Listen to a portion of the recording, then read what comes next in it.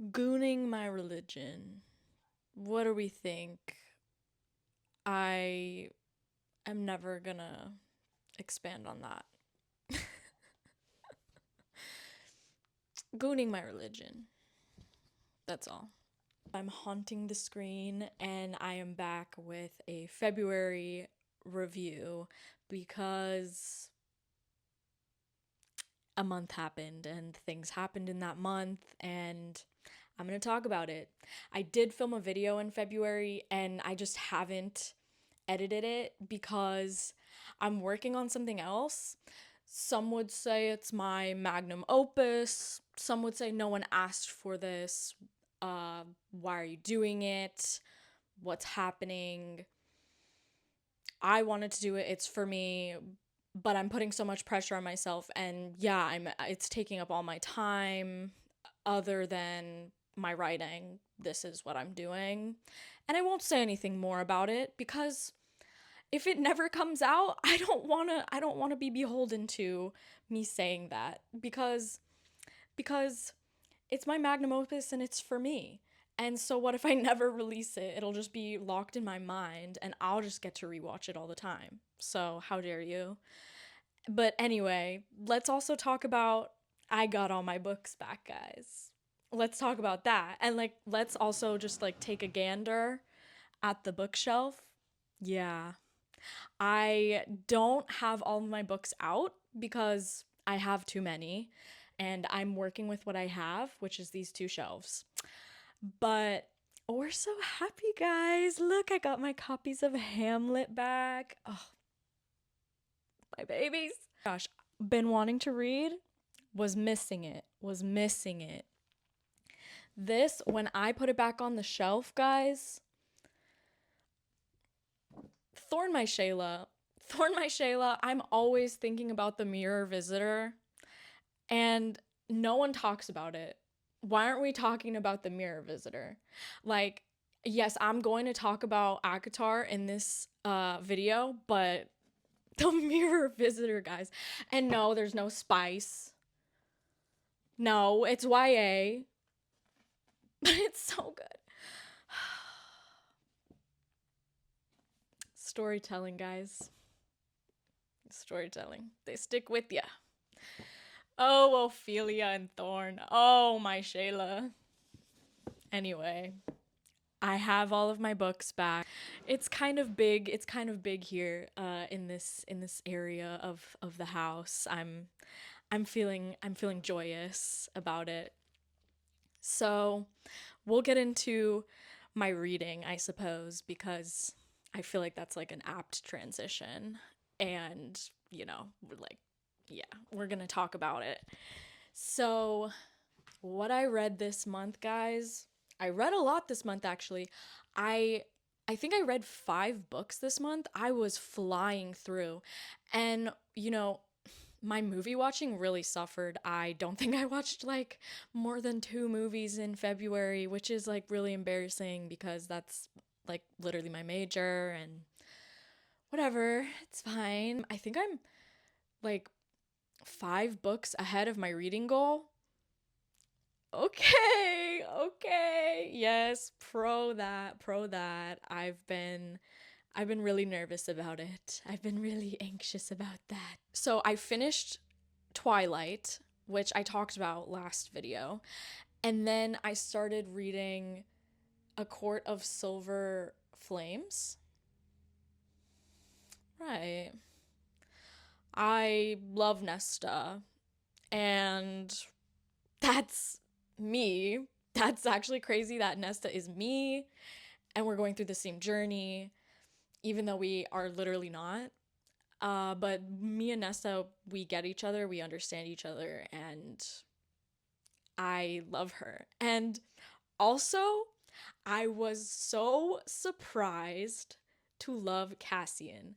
I literally was every chapter that I got that was Cassian, I was like, oh, yay, I love this man. He's so, I'm not, I usually am like, no, boo, I don't want to hear it. Let's get back to the diva that's going through the trauma. But I mean, honestly, Cassian is working through things too. But I think I just was like, this man, he's charmed me. He's charmed me and he's got me in his clutches and he doesn't even want me. And that's the thing, is that he's just a nice guy and he's just doing things to be nice. And I love that about him. It doesn't hurt that every time I think of Cassian, I am imagining Jace Talus. I think maybe like halfway through the book, I was like, oh, so Cassian's literally just Jace Talus to me. Like, I'm just quite literally imagining Jace Talus, Sansa Beard. Like, Jace Talus, Arcane Season 2, Act 2. Like, that's who I'm looking at right now. And, you know, it helps. It helps. It makes me like him more, I will say. I need to calm down because otherwise I will not be able to explain what's going on. So, A Court of Silver Flames takes place like 6 months after Frost and Starlight, after a lot of the heavy rebuilding is being done. And it's a perspective change from Feyre's first person to a third person from Nesta, the oldest Archeron sister, and Cassian. And yeah, it's forced proximity. And so what? That's a great trope. I love that. Good for them. And it's not even just forced proximity in like a romantic way. It's like forced proximity of like, you need to start dealing with your internalized like issues. You need to start dealing with the trauma that you've faced and your self-hatred. And those are things that are all really important themes in this book, as well as kind of exploring how the world still kind of continues to move forward after such a important, impactful battle that kind of changes everything about the world. And so like, how does the world change after that? What kind of like threads of evil are still being weaved through the world, and who's going to kind of pick up the gauntlets and fight? And it's basically Nesta and Cassian are at the head of it at this point. Like, they're in the middle of it because Nesta has been given this incredible power that she really doesn't want to deal with. And Cassian has this like connection with her that they both want to just completely ignore, but it's like impossible for them to ignore because it's the mating bond. Yes, they're mates. And so what? And so what? They're mates. We knew it. We always knew it. I knew it from moment one. I was really not expecting to love this book as much as I did, and I think it kind of changed my entire perception on ACOTAR as a whole, because now we're in Nesta's mind. We get to see the criticisms of these characters that I've kind of had iffy feelings about this whole time. I'm like, Rhys, I'm suspicious about you. We're having a little bit of a back seat of, oh yeah, the inner circle is kind of weird. Because it's from a different point of view, we're able to, as a reader, get a different perspective on characters in the book. And specifically because Nesta is so perceptive, whereas I don't feel like Feyre really is, and Nesta is very shrewd, she is able to see different sides of characters, where actually like getting a nuanced perspective of like, oh, Rhys is not this incredibly selfless person that Feyre believes he is. He is so selfish, and he is really manipulative of even his inner circle. And he does it on purpose. Like, he knows that he's doing it. And I think Feyre could never admit that to herself, that some of these characters that she loves so much are not good people. Also, Cassian feels kind of the same way, but he's struggling because he feels indebted to Rhys. He feels like he owes Rhys everything. He owes Rhys his loyalty, his devotion, his life.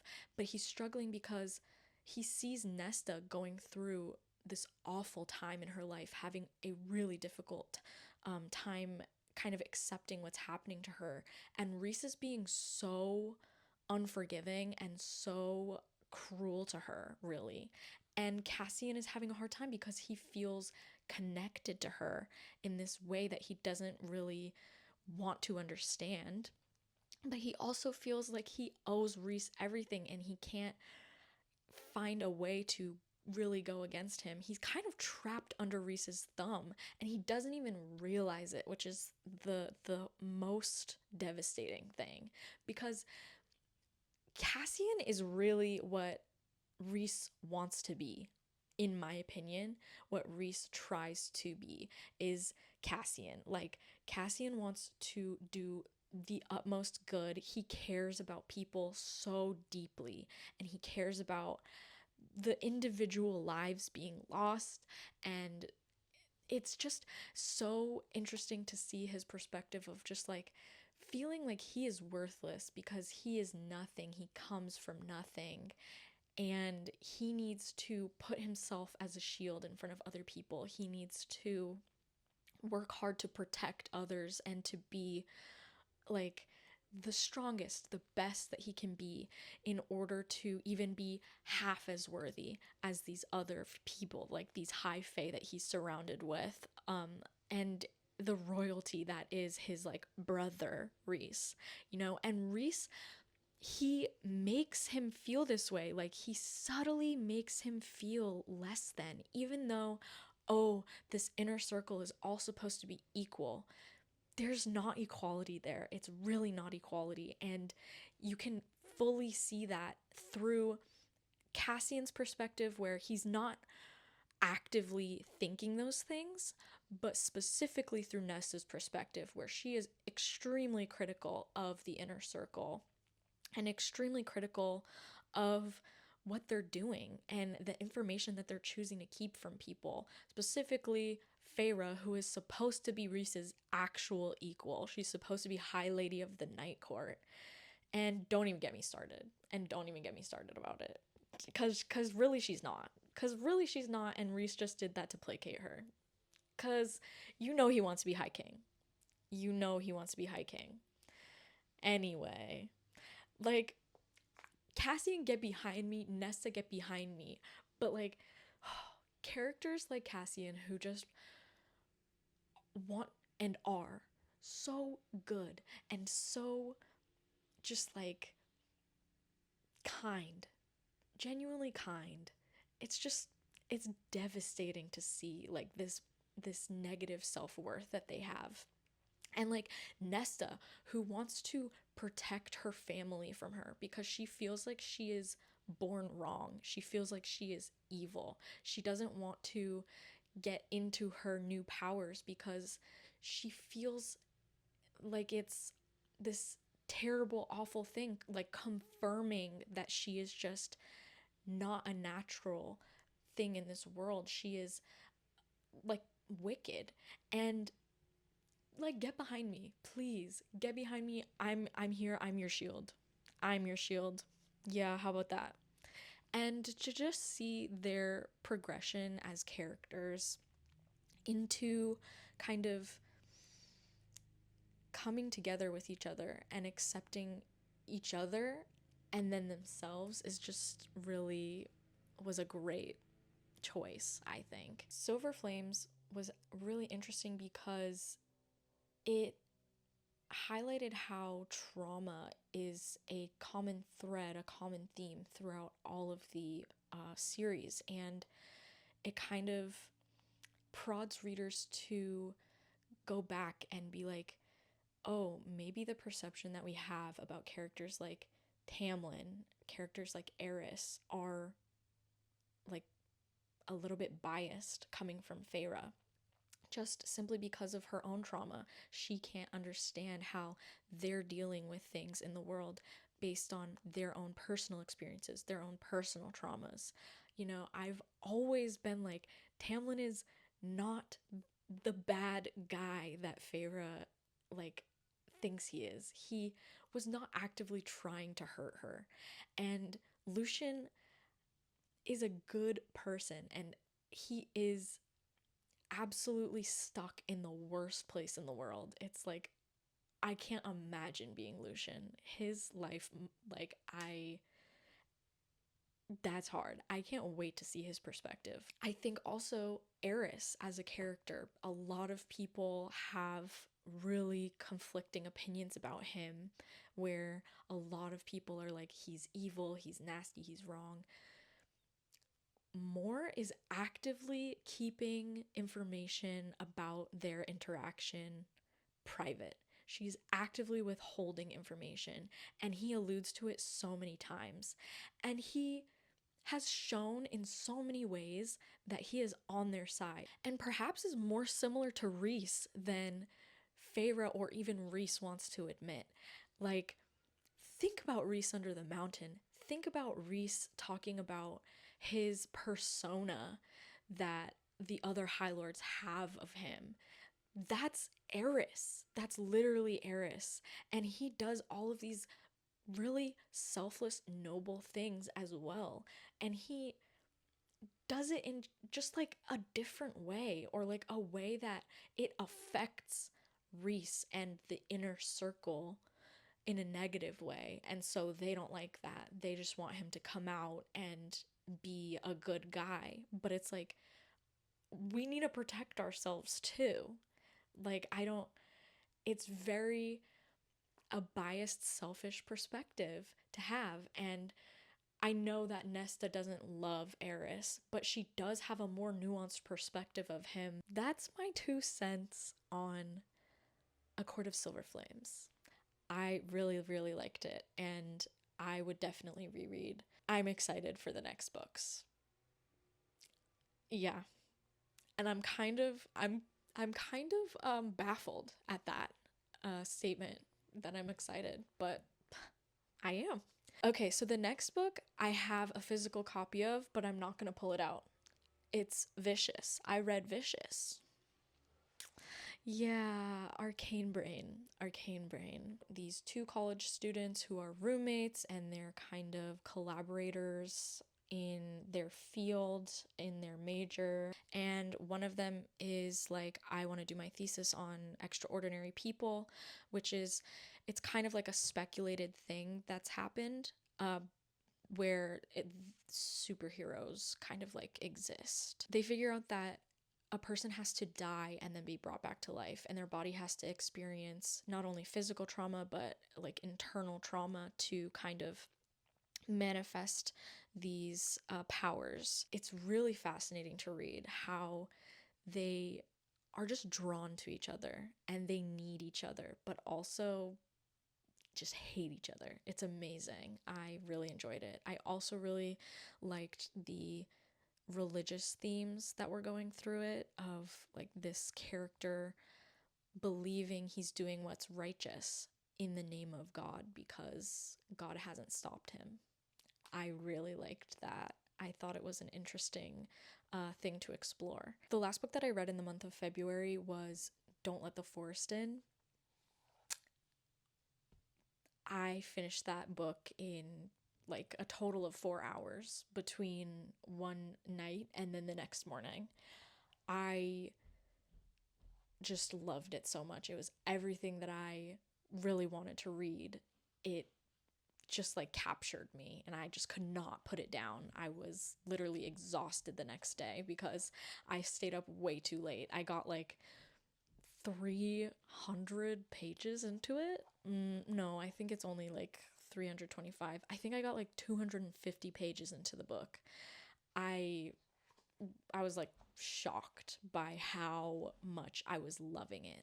I really don't want to like get too much into it because I think it's just so cool to just read it like raw, but it's about these two boys who are roommates at a boarding school, and they are very close, and one of them loves writing these like macabre fairy tales and the other one loves drawing them.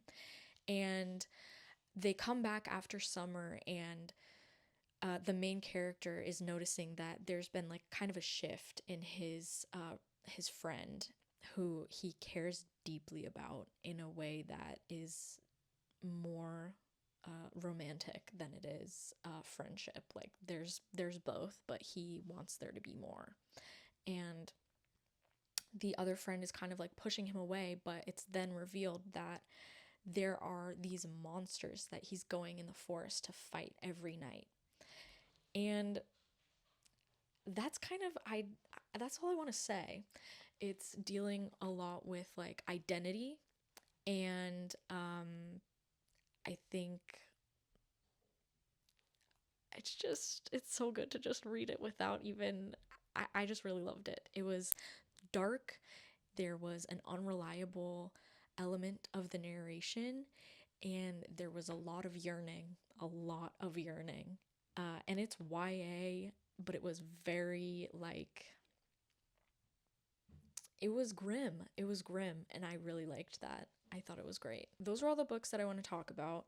But if you want to see what else that I was reading last month or that I'm reading currently, you can follow my Storygraph, which I'll put somewhere on the screen, and it's also down below. In terms of music, I have been listening to one song constantly. It's always running through my head, and it is because of Arcane. And it is because of Arcane, of course. And maybe it's connected to my magnum opus. Maybe I've listened to this song more than I've listened to any song ever. We'll see in my wrap up for the year. I found it on a writing playlist because I've been writing a lot, as I've mentioned in a couple of videos, and I have a playlist for this story that I'm writing, and it was on that playlist, and I heard it and I was like, so actually, this is about Javik. This is literally about Javik, and I can't get it out of my brain. It's there constantly. I listened to it like 20 times in one day, I think. Maybe more. And yeah, it's connected to my magnum opus. Of course. Of course it is. And yes, my magnum opus is obviously connected to Javik. Because it's all about Javik. It's never not gonna be about them. Especially after the Harry Lloyd interview that just happened like 2 days ago when I'm recording this. Like, I'll never get over it, and I'll never get over Javik. It's always gonna be there. The song is called Bizarre Love Triangle. It's by New Order. I just simply think it's an amazing song, and also I envision Jason Victor every time I see it. And of course, that doesn't help my brain rot, but what can I do? What can I do? I'm helpless to the brain rot. I'm helpless to it. I will succumb to it happily. I also listened to a lot of The Cure this month. They're really heavy in my writing playlist. Specifically, I was listening to a lot of Disintegration. Love Disintegration. Yeah. And the song Disintegration is included in my love of the album. As well as I was listening to a lot of Plain Song. It's just so beautiful. So beautiful. And Pictures of You. When I think of my first screenplay that I ever wrote, I think of Pictures of You. I also think of God Only Knows by the Beach Boys. 2022 on, it will only remind me of my silly, angry little angsty character that I wrote about. I watched a lot of television, not a lot of movies. Actually, literally like 2, probably maybe 1 movie last month. Embarrassing and shameful. But February, all of the TV came back, guys. Everything I wanted. So School Spirits came back. Yeah, I love School Spirits. And let's talk about Wally West. Get behind me. Get behind me. Go hang out with Jace. Go hang out with Cassian. Get behind me. That boy is too kind. And yes, he was a bully, but he's changed. Okay. He's learned, he's grown. And we love him for that. Basically, school spirits, this girl, Maddie, she wakes up dead. She's in a school. There's ghosts. Her best friend, who's alive, can see her. They try to solve her murder. Things occur. And the murder is kind of solved. The second season, something more happens, something different. And we're trying to get reconnected. I feel like I did a pretty good job of skipping over spoilers. The other show that I was really into I think it came out before February, but I got into it in February simply because all of the TikToks were happening, like bringing up like Tom Sandoval, his goofs and gaffs, the Traitors. Yeah, they brought Boston Rob. Okay. I'm watching Survivor Champion. Yeah, I'm watching. And then Tom Sandoval is lunatic, crazy, insane, delusional. I love it. I love it. Every time Tom Sandoval would say anything, yeah, his PR team knew exactly what they were doing. I'm charmed by him. I want to meet him. I want to do a duet with him. I just loved watching. Perfect television. And Gabby Windy. We love Gaggy. Yes, I started listening to her podcast. Yes, we love Gaggy. Yeah, she's kind of that girl. And yeah, I'm at the point in Traders where we're at the penultimate episode, so everybody knows what's happening. I will say I was really mad about I'm pretty mad about what's happening. Trader wise. But it's also a very entertaining show. As someone who loves Survivor, Traders is good. We like it. It's basically Mafia. If anyone has ever played Mafia or Werewolf, it's basically that. But they have like challenges. I will say somebody said that the challenges, instead of getting money, they should have like clues and hints to like who the traders are.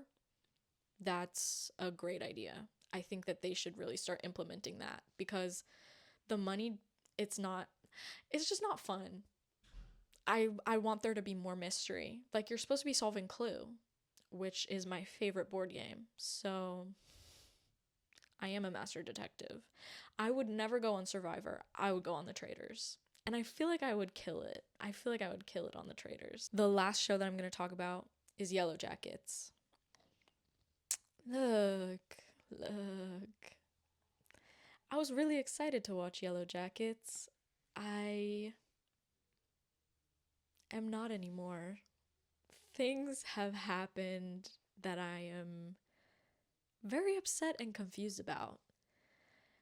Things revolving some of my faves and some of my least faves.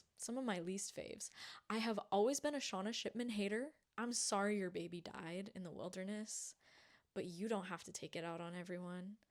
You don't have to take it out on my girl Misty. She's trying to help you.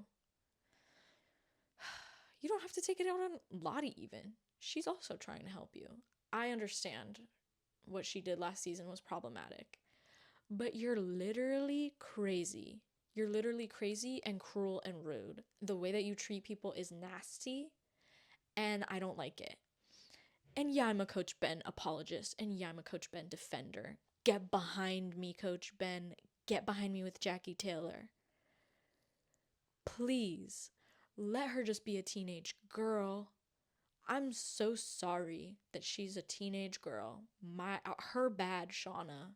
Her bad. Shauna Shipman just angers me.